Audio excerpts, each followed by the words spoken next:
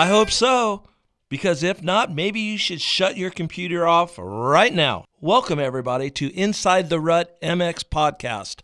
My name is Kenny Watson, and I am your host. Before we get started, I just want to say thank you to everyone that made this possible.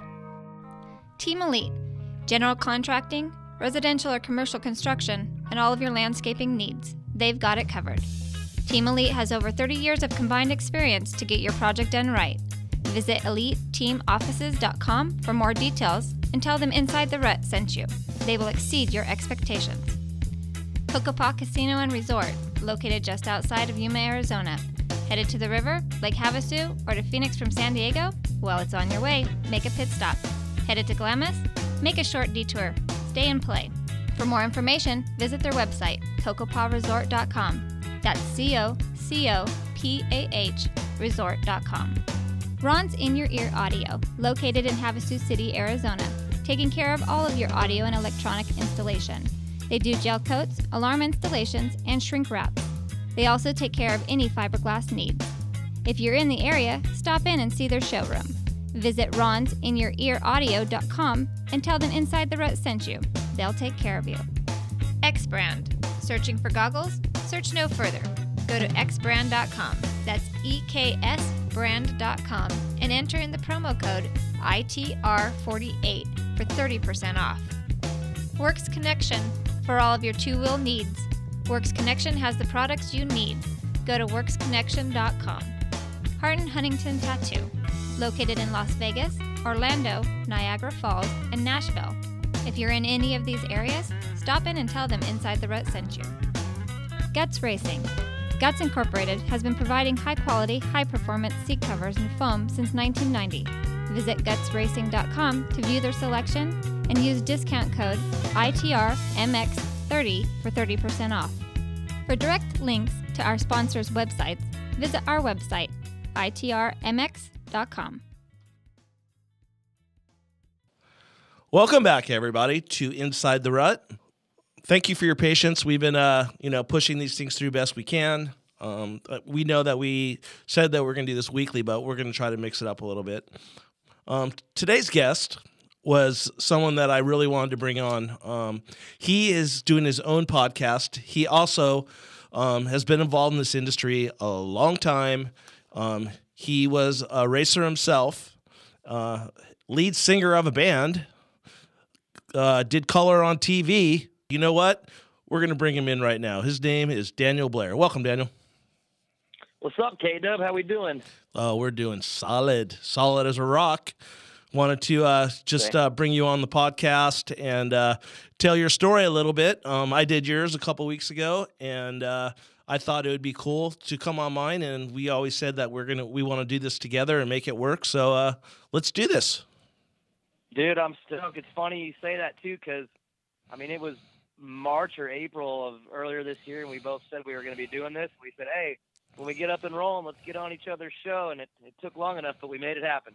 Yeah, well, we weren't ready yet. Let's just put it that way. So we're good to go. So let's kick this thing off. Let's go way back. Let's start from the beginning here with you. Do you remember the first time you got your first bike? Do you remember, when you got it? And the only reason I ask is because now you're doing that with your kid. So I'm wondering do you remember the beginning? Dude, I do. And it's weird because my dad got me a Pee-wee when I was 1 year old. And I just crawled all over it for like 3 years. It sat in my room, no gas, no oil.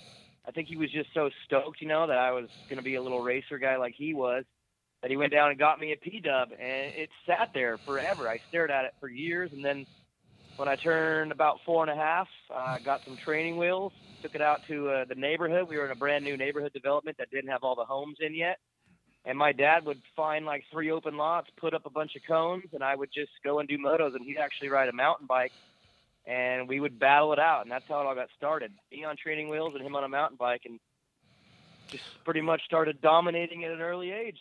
Dominating, huh? So what was little Vincent doing at these days? Was he in diapers? Yeah, Vincent's about 4 to 4.5 years younger than me. So right around this time is when he was getting born. And he kind of followed the same path that I did.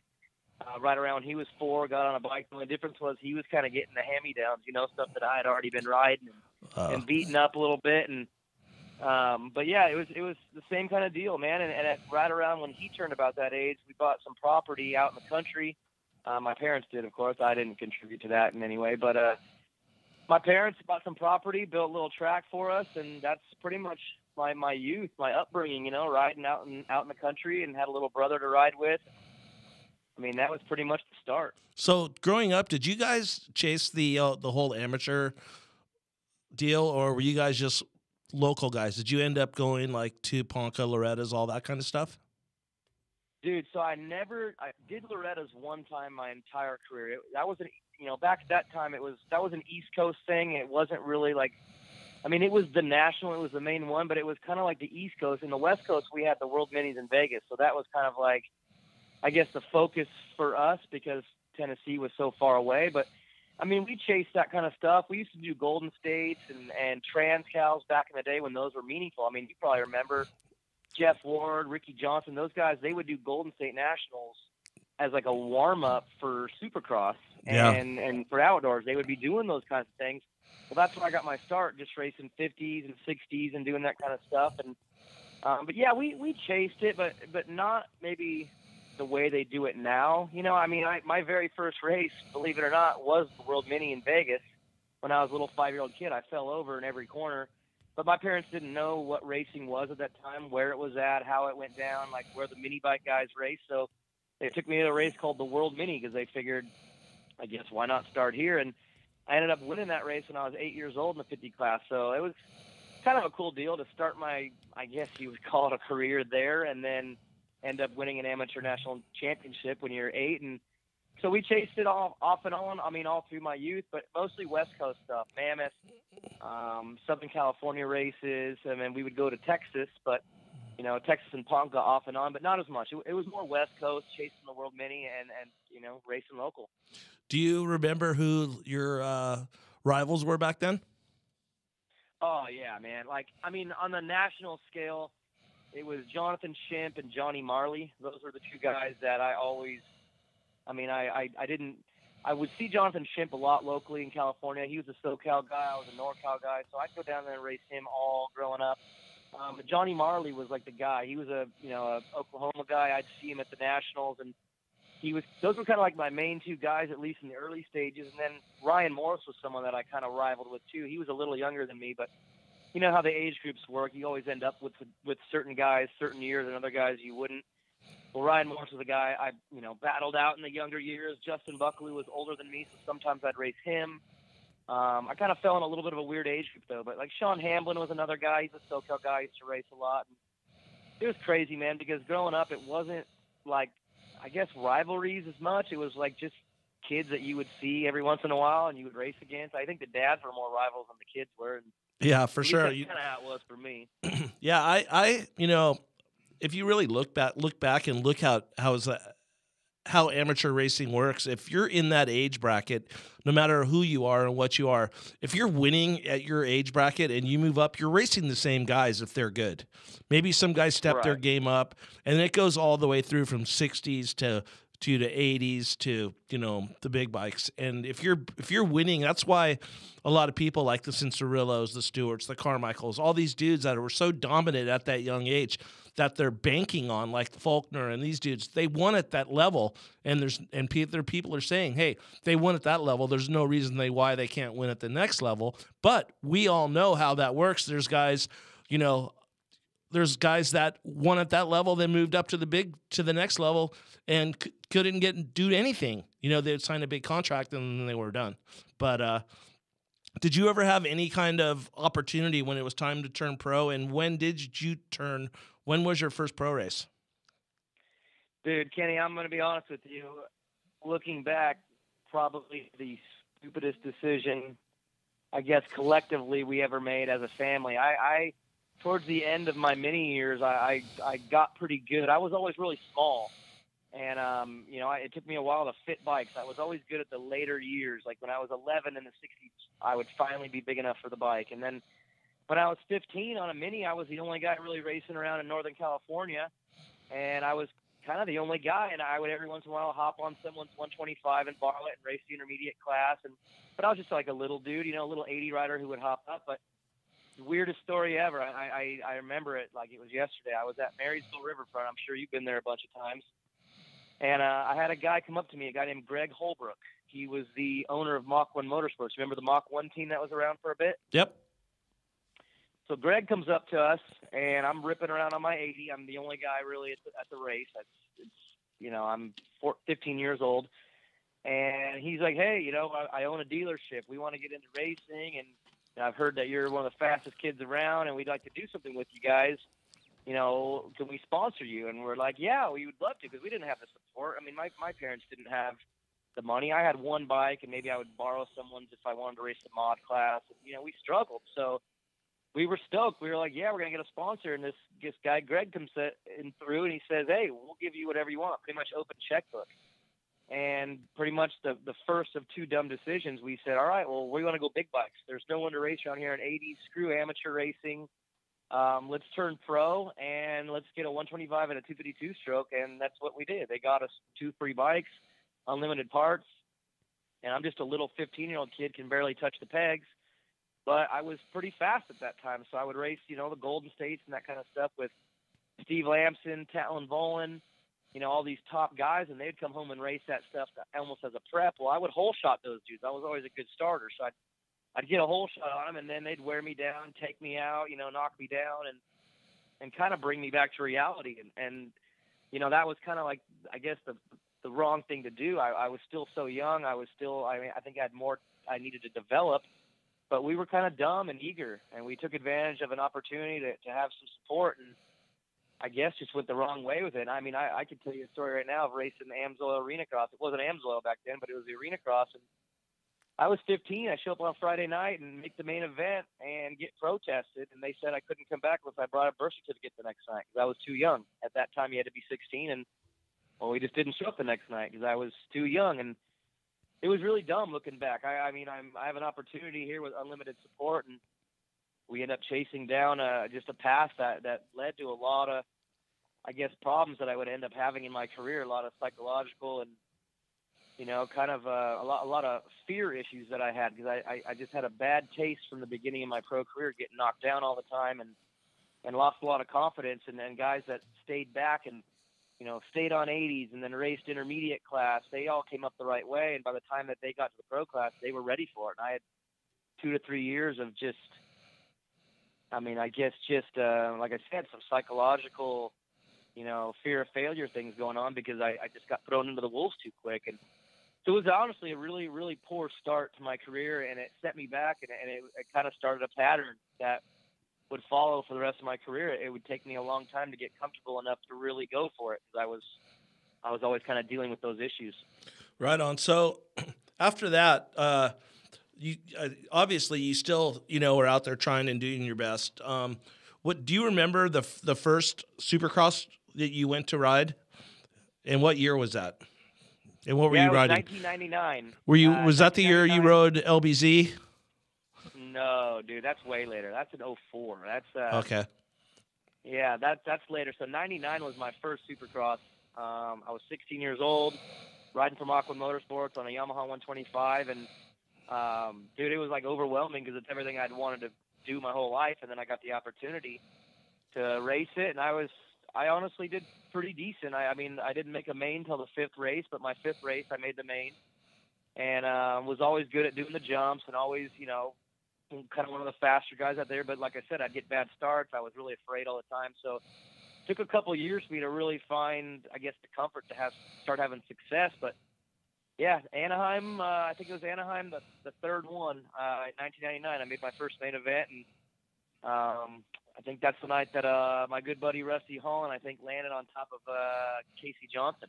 I don't know if you remember back then. Oh, yeah. Oh, yeah. It was that night, and ended up, like I said, made the main event, got probably 19th or 20th, and was pretty stoked about it. Getting, you were, a pretty regular guy around the Supercross scene for quite a number of years. Do you, how long did you ride the whole, ride Supercross? until you said, you know what, I need to go a different route, and why? Well, I started having some success in 2004. That's the LBZ year, and people remember that a lot because me and my brother had that crazy gear on. It was all black. We had studded belts. We kind of looked a little funny, but that year I had a lot of success. I was whole shot in heat races. Leading some main events. I was finally, I guess, kind of becoming who I think I might have been meant to be the whole time, but it just had a way later date because all those years of kind of, I guess, building up confidence. But I ended up making a pretty bad decision that year. I ended up getting an offer from the Motorsport Honda team at the end of the year. They wanted me for the next year, 2005, and I decided to go race the Vegas shootout anyway, which was kind of a bad decision because I already had a ride locked in for the next year, but I wanted to go and do one more race. Well, my bike ended up seizing off the triple and shattered both my heels, spent 4 months in a wheelchair, and pretty much took 3 or 4 years before I was able to really, go at it again. I had, such physical issues from that point on. I couldn't ride more than 2 days in a row without having to lay on the couch for 3 days with ice. So that set me back pretty far. 2009, I kind of made a run. That was the best year I ever had in Supercross. I was riding the East Coast, running top 10 in points, and had the opportunity to ride for the Geico team. Brett Metcalf got hurt and had the opportunity to ride for a factory team for the first time, ever. After all those years, 10 years of being a privateer and kind of chasing the thing, I got an opportunity and got to be a factory rider, which was always kind of a dream of mine, especially on that team. That was the team I always wanted to ride for. It was a dream come true. And to be honest with you, Kenny, that was kind of the end of the career right there. When I got that opportunity, I wanted it to be more. I wanted it to turn into something more where I could be a contender and someone that could, really make a run at it and win races and chase championships. But it was more eye-opening than anything. The opportunity was 6 weeks long. It ended up not going nearly the way I wanted it to, and kind of became the end of my career right there. That was when I decided, I wasn't going to chase a career anymore. I was going to chase money. I was getting ready to have a family, getting ready to have kids, and it came down to making money. How can I find the most profitable way to do this and kind of chase the cash and give up on the dream a little bit? And that was kind of the end of it right there. I did do a couple more Supercrosses here and there that came through, the schedule, if it was worth it financially. But in 2012 was my last Supercross. I was racing 450 class. And at Houston Supercross, made the 450 main event. I remember sitting on the starting gate and looking down the gate and going, man, I don't think I'm going to beat any of these guys, but I might beat Stewart. He'll probably crash out. And funny enough, he kind of did. And I ended up beating him that night, and that was the last Supercross I ever raced. I decided, it wasn't even worth the money anymore. I wanted to end on a high note. I ended making a 450 main, which is a dream come true for me. Something that I always wanted as a little kid. And I decided at that point, no more racing Supercross. I'm just going to go and do arena cross, which kind of started a new chapter for me and kind of leads to where I am now. So saying that, let's get back to racing a little bit. There's always been a big, what's the word I'm looking for here? Conspiracy over, people that are racing, and if people are, using something for an advantage. I always stood back and looked at, everyone's trying to look at the top guys. Is this guy doing it? Is that guy doing it? You know what I mean? But I always thought if it did work, if you took a guy that was a mid-pack guy and he did what he needed to do if he took something, it's going to take him to that next level. Did that ever cross your mind? Like, you know what? If this is going around, everyone's saying it. I wonder if I should try this, if it's going to help me. Yeah, and it did. And I actually, to be honest with you, I tampered with some of that stuff a little bit. I had known for I guess in the 2008, 2009 time when things were starting to go pretty good for me, I was becoming a top 10 kind of guy in the lights class. I knew that stuff was going around. I had buddies that were, I guess, had leads to guys that were doing that at the upper level, and I kind of knew it was around. And I'll be honest with you, I did. I tampered with the HGH stuff and tried it. It was it was unfortunate timing and kind of an unfortunate result of what happened to me. In 2009, when the Geico thing kind of happened to me and I wasn't able to find the success that I wanted, I was pretty bitter. I thought an opportunity had slipped, and you know, I wanted to give it another go, and I wanted to, I guess, make up for the year that was supposed to be my year, and it didn't turn out that way, and I wanted to make up for it. So that summer, I used some contacts that I had, and it's crazy. I mean, I obviously would never say who, but it's contacts that have, you know, relationships with some of the upper end guys in the sport, and got my hands on some of that stuff, and gave it a run. I spent probably 2 or 3 months on a cycle taking HGH, and Kenny, I'm going to be honest. I don't want this to end up getting used wrongly, and people start advocating for what it can do for you. But honestly, it was the biggest cheating advantage I've ever felt in my entire life. I never got to race on it. I ended up getting hurt and tore my ACL right before the season, so I missed all of 2010. But for the 3 months that I was training and preparing for the season, I mean, it was the most unfair advantage I'd ever felt in my life. And what did it do to you? Like, what was so unfair about it?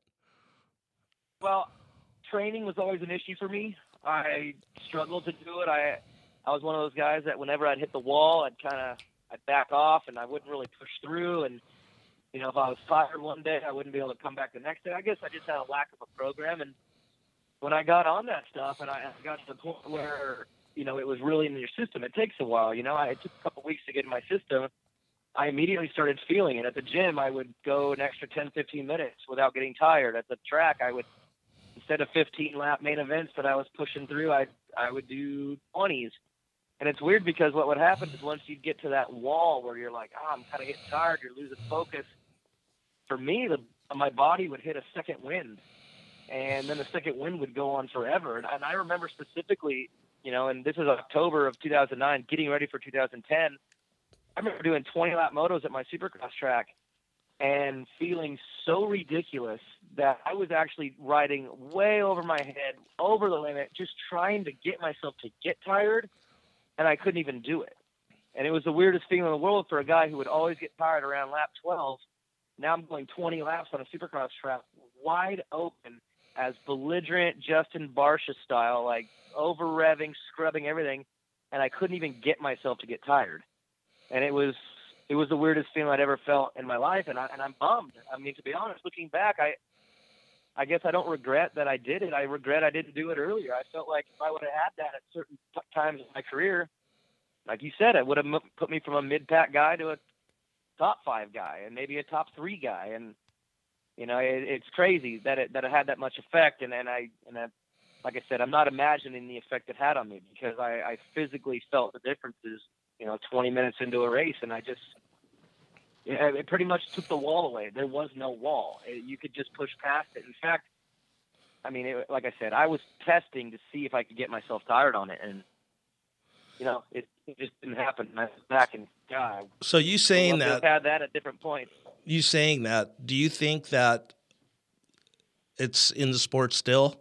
And do you think back 2008, 9, 10, it was highly available for the riders? Yeah, I mean, I know it was. Like I said, the place where I got it, there was riders at that point that were doing it, and guys that were up top. So I don't know if it's in there anymore. Who knows? I think the testing is pretty good now. From what I understand, they're pretty on that kind of stuff. And yeah, but what about the testing? You're saying the testing is pretty strong, but it's pretty strong for the top 5 guys. You know what I mean? What about the dude that's 12th that could get on that and just bust through? Right. I mean, they could, and that's I don't know how to address that. I mean, like I'm telling you straight up, it's an unfair advantage. So I don't doubt it's still being done. It's easily available. I mean, you can get it from your doctor. That's the craziest thing is, and just to be clear, we're talking about HGH. I don't know anything else about, you know, blood doping and, you know, EPO. So that kind of stuff I have no idea about. I wouldn't be able to tell you. Yeah. Well, I look at it like HGH, this. I do. This is my standpoint on it. Okay, you knew it was in the sport, just like Lance Armstrong. He knew it was in the sport. He didn't do it. Those other people that he raced against did it. They beat him. So to make the playing field level, he did what he needed to do. That's the way I look at it. Okay, so you did it too because you knew those guys that were better than you were doing it. And if you didn't do something, they were really going to be better than you. Correct? Oh, 100%. I mean, that's what I felt. I felt that they had a physical advantage over me. I didn't think it was talent and skill. I thought it was something else. And so I, took a shot at it. And like I said, I never got to race on it. So I don't know how it would have affected me result wise. But I could be honest and tell you this. I think it had a lot to do with why I got hurt. There's certain things in your mind. There's psychological things. When you feel like extreme confidence, you start doing things that might be out of your realm. And I can tell you right now, when I was on that stuff, I had a different level of confidence that I ever felt in my entire life. So I hope anyone listening into this right now understands I don't think the effects are all the way worth it, because there is some negative effects to it. And one of them is, it's crazy enough, it's overconfidence. And I ended up getting hurt trying something that I should have never tried, because I was so just belligerently confident in my ability and everything, because I had gone months with, this different feeling that I'd never felt in my life before. And I honestly feel it was a little bit synthetic. I don't feel like it was a natural. I wasn't just strong and I'm in shape. I had something else going on. There was a different feeling involved with it, and it ended up backfiring big time. And it was pretty much the end of my career. Like I said, after 2009, from then on, it was all about money, because I got hurt, and my opportunity that I wanted to give myself to rebound off that year on Geico and really make a name for myself and kind of come back as a privateer and just smoke everybody, it got cut short-lived, because I maybe overdid it. Or, like I said, the effects that it had on me it just backfired. Did your weenie shrink? No, never had a problem there, and that didn't have any effect on it at all.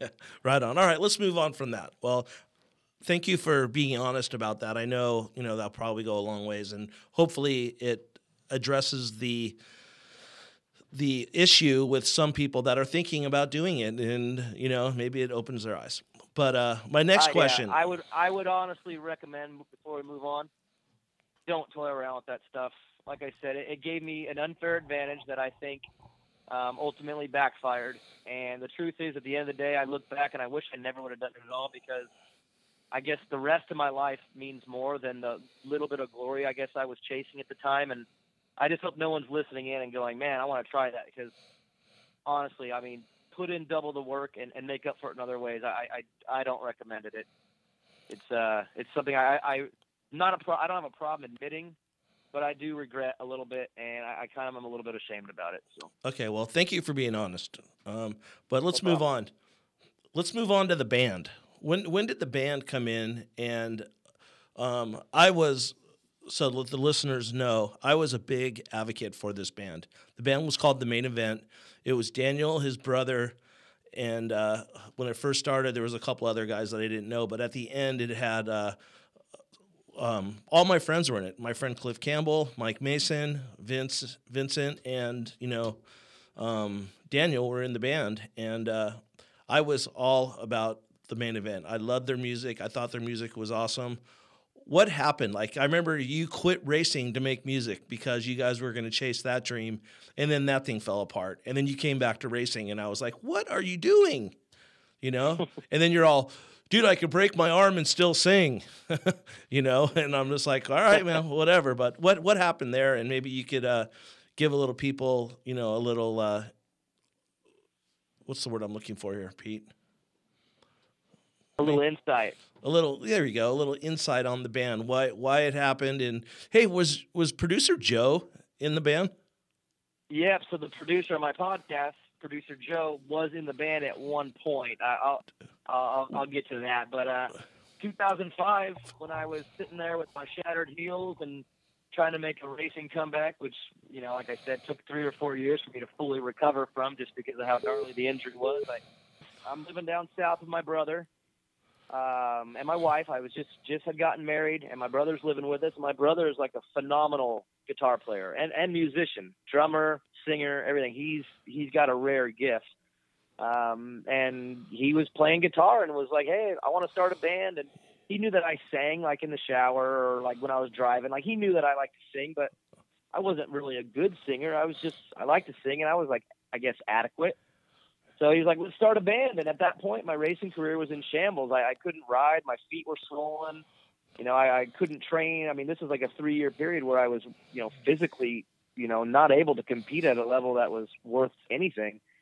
So we started a band, dude, and went through a bunch of different guys at first. And we had a drummer, and then we got another drummer, and then we got a guitar player, kicked him out, got another guitar. I mean, in the first 6 months, we rotated all around before we finally got the band that you originally saw down in Hollywood. I mean, you were the guy that got us our first show down on the Hollywood Strip. Was Joe the drummer then?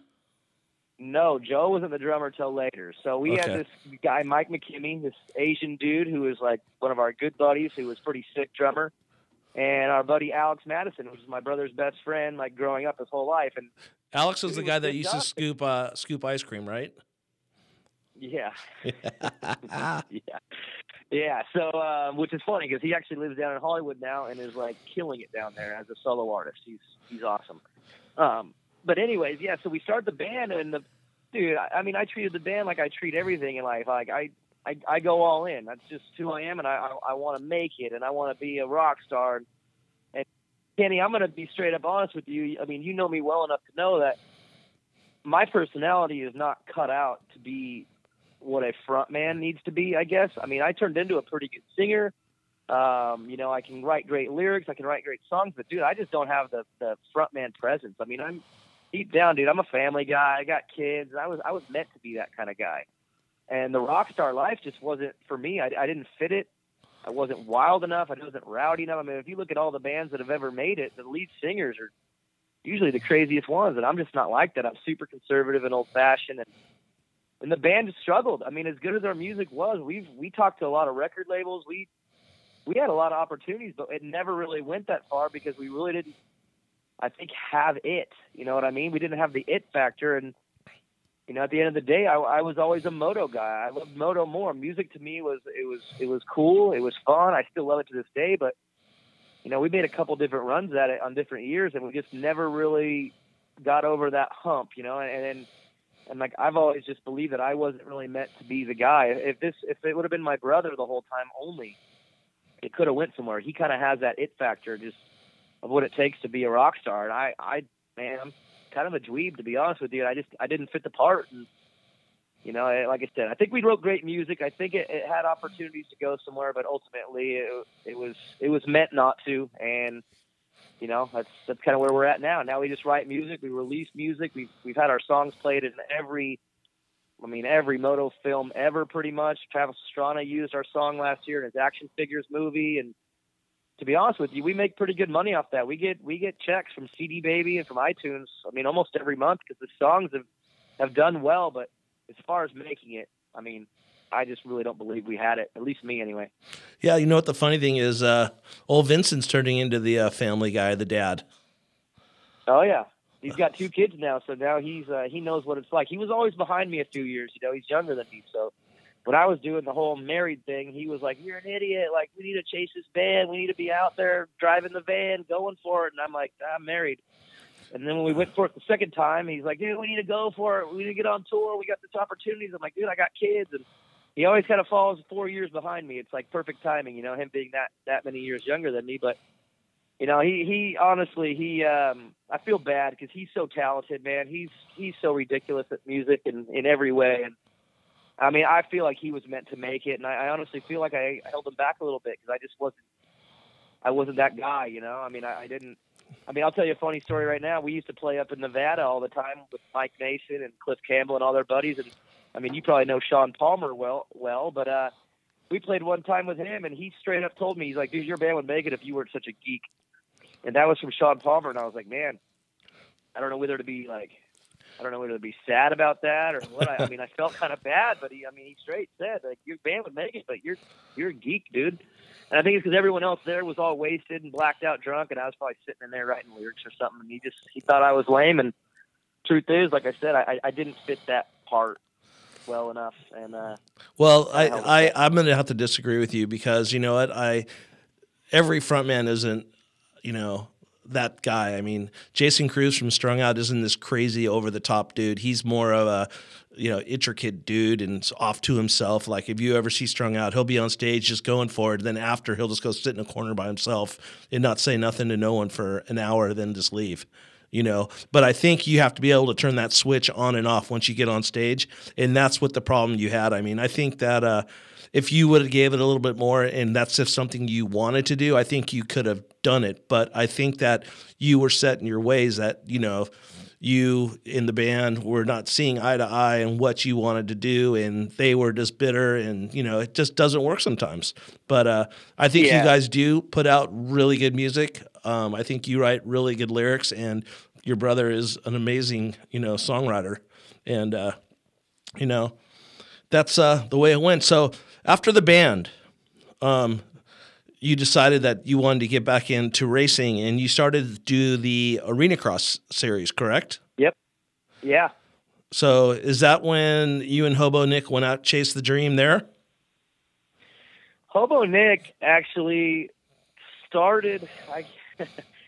Me and Hobo Nick's relationship actually started in 2009, the year that I rode for Geico. We hit the road as privateers. And it was just me and him and this young kid named Jake Locks, 16-year-old kid that his dad sent me on the road with, just gave me, a gas card and said, take my kid racing. And Hobo Nick quit his job, dude. We were buddies. I was working at a gym at the time because I wanted to make money and race.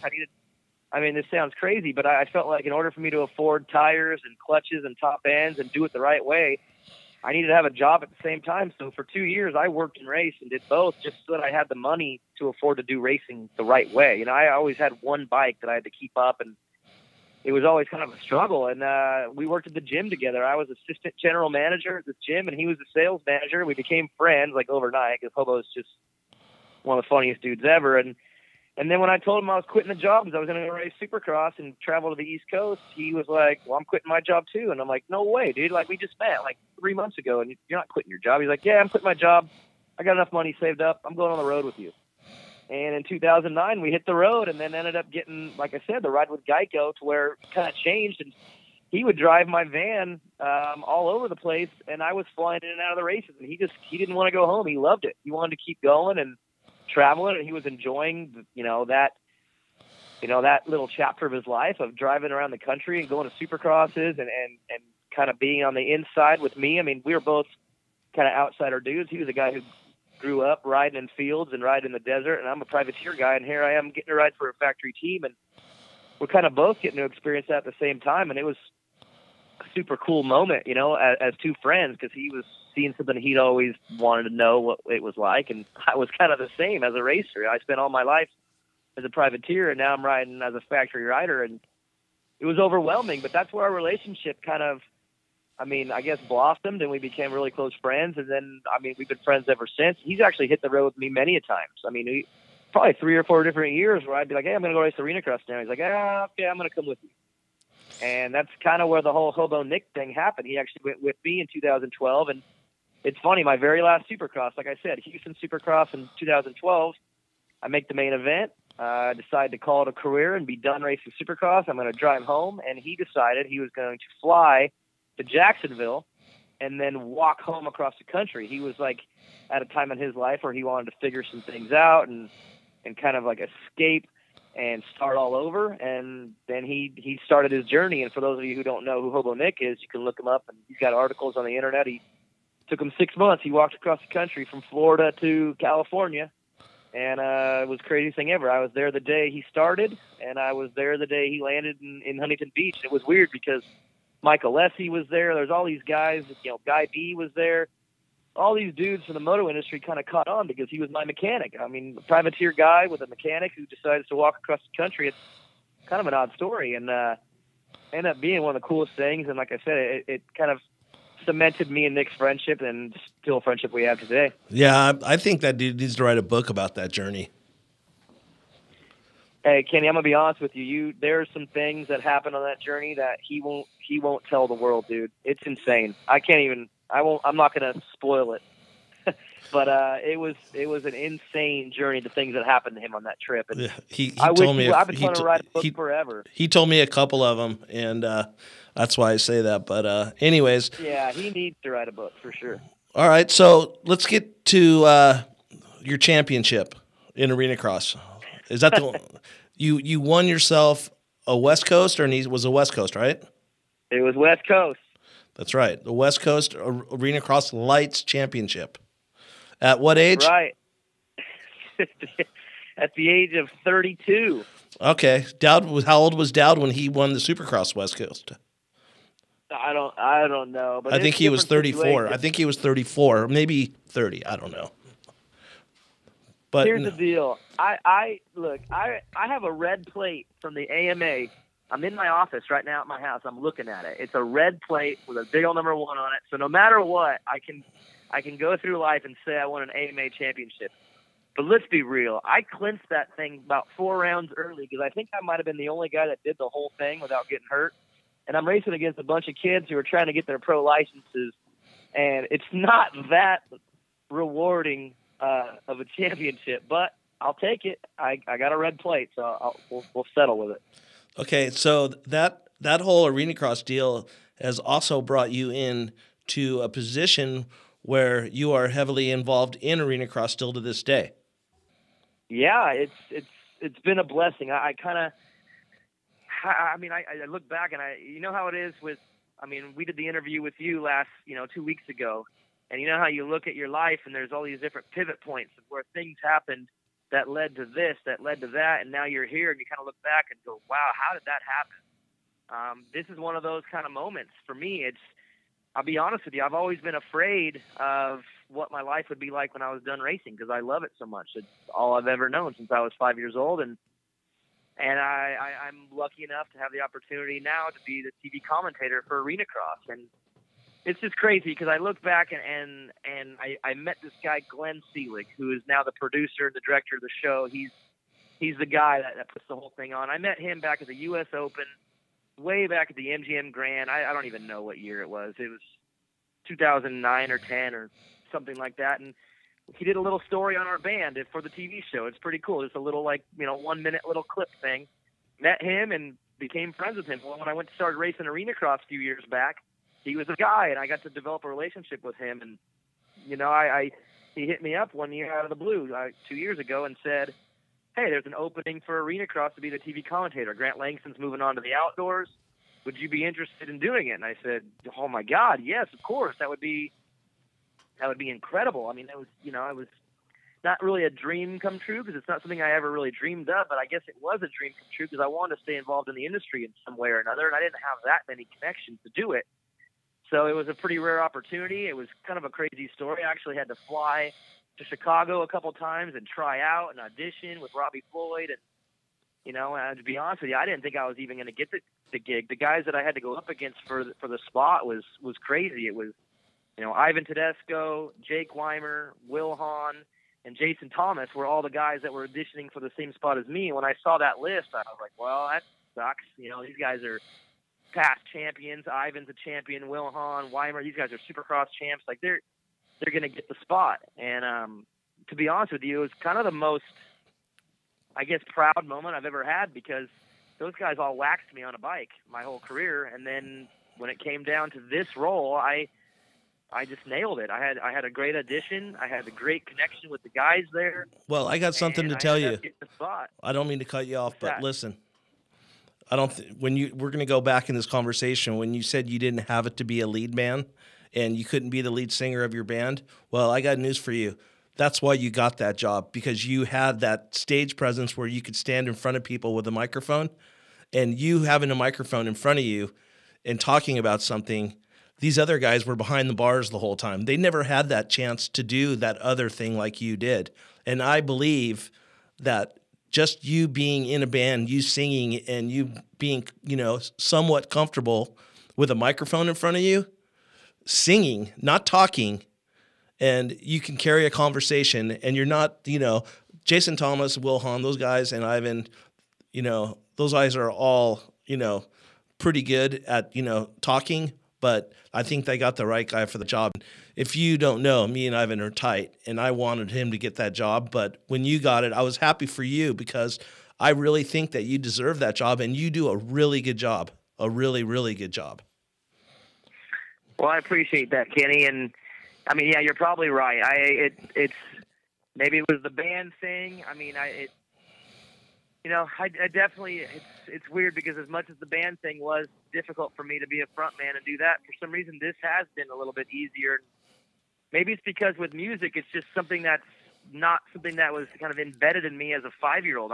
When it comes to doing TV for arena cross, I feel so comfortable at it because I've raced since I was 5 years old. I understand the sport inside and out. And like I said, I just look back and it was a rare opportunity, rare timing. And the fact that I was able to land the gig and now be getting ready for my 3rd season doing it, I'm just super grateful, man. I love the sport, and to have the opportunity to be in it still in a different capacity, no longer racing and chasing cash and getting injured, now to be able to be on the other side and get to talk about it and commentate it and be involved that way. I mean, it's almost like everything I did in racing was almost like my college for this opportunity. It kind of, I guess, gave me the platform and the experience needed to do that job. And I appreciate your kind words. I really do. And I'm truly blessed, man. Yeah. Well, I personally think that, everything happens for a reason. And so you're the announcer of Arena Cross with Robbie Floyd. Then all of a sudden you have this idea where you want to start a podcast. Duh. What's better than that? The guy that's on TV every week is also going to have a podcast that you could tune into and listen to what else he has to say. So let's back it up to how you came up with the idea of the podcast. And I dig that you called it after the band, and also the band's, you play the band's music on there once in a while. And you have, part of your band helping you with the podcast, which is pretty awesome. Yeah, it's kind of weird how it all started, to be honest. And my producer on our show on Main Event Moto he was a drummer in my band at one point. And I mean, I don't know what episode it is. If you go back on our podcast, we tell a story of how me and producer Joe became friends. It had to do with the band. We went to Europe, like the craziest story. I mean, pretty much one of the reasons why, like I said, I'm not meant to be a lead singer is some of the things that happened over on this trip in Europe. Well, that was when producer Joe and I became friends. He became a good friend of mine, and it's crazy. About a year ago right now, he had been talking to me, and he's got, music production background. He used to be a producer for some rappers. I mean, that was his job for a long time. He lived up in Seattle as a music producer, and he was like, man, do you ever listen to podcasts? And I said, nah, not really. I mean, sometimes when I'm driving, I'll listen to some sports ones here and there. And he goes, dude, you should do one. And I said, well, there's some already in Moto. There's already a couple out there do there. And he's like, dude, so what? Like, do your own show. And I really didn't want to do it at first, to be honest with you. He kind of talked me into it because he just got the experience behind the board. And he's like, man, I could put together a really great show. And with your experience in racing, you should do one. You're doing TV. Like, it'd be perfect. You need to do it. You need to do it. Well, Hobo Nick, who happens to be on our show as well, he said the same thing. He's like, dude, I've been telling you that for 5 years. You need to do a podcast. And I never really even thought about it. It just wasn't another thing I wanted to tackle. But then it all kind of made sense. I am doing TV. I'm done racing now. I have these experiences that I could share, and I can, and have a platform to kind of, connect with people, to fans and other riders. And it all kind of made sense. And we all sat down and said, all right, let's do one. And we'll see how it goes. Because if this thing sucks, like, I don't want to ever do it again. Like, I'm willing to try one. And producer Joe said, all right, we'll do one. And if it's good, though, we're going to go at this thing full force. And I said, okay. And this was last March. And, I reached out to some of the riders to see if they would be interested. And to be honest with you, there's a couple that I hit up that didn't hit me back up, didn't want to come on. Obviously, it's a show that doesn't even exist. But then one guy stood out and said, hey, I'm down. I want to be on your show, and I'll help you out. And that was Chad Reed. And, I did the funniest thing to this day is me and Chad have a pretty solid relationship. I've talked to him for years on the phone, text messaging back and forth at different pivotal points, but we've never even met face to face. And all those years I've raced, I've never talked to Chad face to face. Yet we're like, kind of buds. And he's like, dude, I'll come on your show, no problem. And we did our very first show, and it went over really well. The feedback was like incredible. I look back on it now and I kind of laugh because we've grown so much since then. It's like so much different now that we've done, 30, 40 episodes, but everybody really liked it, and the feedback was so positive. I mean, you were even one of the ones that called me and was like, dude, your show is sick. And I was like, all right, I guess we're going to do this. And then me and producer Joe sat down. We got a little game plan, like, how are we going to do this? We're going to do it weekly. And the plan was originally to just do them every other week. And then somehow, I don't even know, I look back and we've done 35 shows, pretty much almost 35 weeks straight. And I'm standing here today talking to you about it. And I really don't even know how it all happened. It happened so fast. And it's overwhelmingly become part of my life now. I love it. It's my outlet to talk about the sport that I love with like-minded people that, you know, are fans of this sport. And I mean, it's probably turned into my number one passion as far as all the things that I do in my life. I'm a pretty busy guy. It's probably the thing I love the most. It's so fun, and it gives me a chance to talk about the sport that I'm pretty much obsessed with. Yeah, that's awesome. Yeah, like, you know, I feel the same way about what I'm doing here. And, you know, I think that, you know, mine's a little bit different than the direction you go is, you know, I want to do more of a storytelling type of podcast than more of a weekly, like what's this guy doing, how this guy's going to do this weekend and all that. But I think that you guys do a great job, and, you know, I'm a fan for sure. And I've always been a fan of, you know, you and your brothers. I've always respected what you guys done. I've always been there for the privateer, and especially, you know, you and Vincent when you guys were out there doing what you guys did. And you know, I just want to say it's been a pleasure to watch you on the track and watch you grow as a father and a parent, and, you know, moving on to the next step of your life. It's been pretty cool to be a friend and to see you move on. So I just want to say thank you for coming on. And you know, we talk about, you know, helping each other in the podcast world, and I think that's what we got to do. And I just want to say thanks for your time tonight. I appreciate it, Kenny. And yeah, I look back, you know, like I said, 8-9 months ago when we first talked, and you said you were going to do your podcast, and I told you I just started mine, and I'm just glad that you were able to come on mine, and then I finally got the chance to come on yours. And like I said, I appreciate what you've done for me over the years. I mean, we could go on for hours of things that you've done for me along the way, and I really do appreciate it. And I look forward to supporting you and whatever you got going on, and I know I can count on your support because, I mean, you've always given it to me, so I appreciate it, Kenny. Okay, Daniel. Thanks again. I'll talk to you soon. Later. Thank you.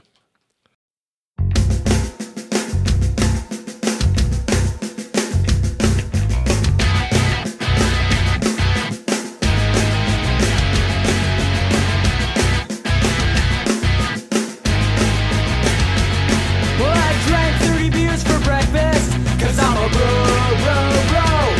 And I took a dirt bike to Glamis, 'cause I'm a bro.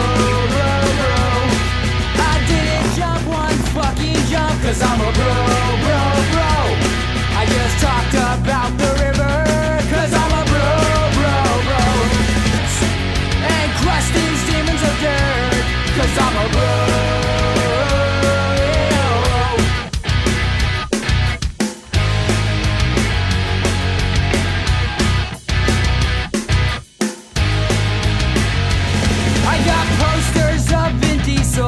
Cause he's my favorite bro. And I punch my friends in the arm, because we're bros. Well, I lifted my truck up to the sky, 'cause I'm a bro. 'Cause I'm a bro. I give millions to the industry, even though it's run by the Japanese, 'cause I'm a bro.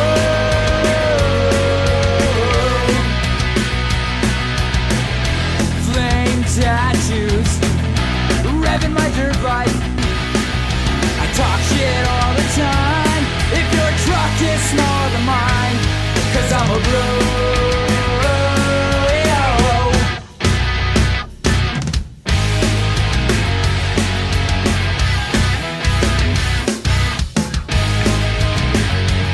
Well, I've got black socks and sideburns, 'cause I'm a bro.